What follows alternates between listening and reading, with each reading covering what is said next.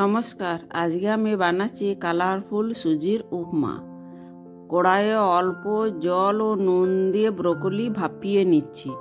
এরপর অন্য সবজি লাগছে ক্যাপসিকাম, বিট, গাজর, বিনস, মটরশুঁটি, পেঁয়াজ কুচি, কাঁচা লঙ্কা।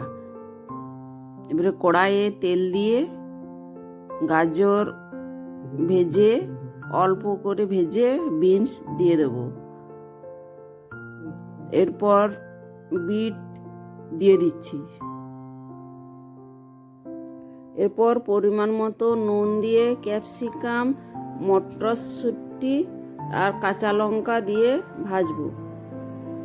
অল্প ভেজে পেঁয়াজ কুচি, ব্রোকলি দিয়ে ভাজবো। অল্প ভেজে সুজি দিয়ে দেবো। সুজি ভাজতে থাকবো। ভাজতে ভাজতে অল্প জল ছিটা দেবো। বারে বারে জলে ছিটা দিয়ে ভাজতে হবে। এরপর ছোট চামচের 5 চামচ চিনি দেব। নুন আমি আগেই পরিমাণ মতো দিয়ে দিয়েছি। আবার আমি অল্প জলে ছিটা দিয়ে ভালো করে ভাজবো। ঝুরঝুরে করে ভাজা হয়ে গেলে নামিয়ে নিতে হবে।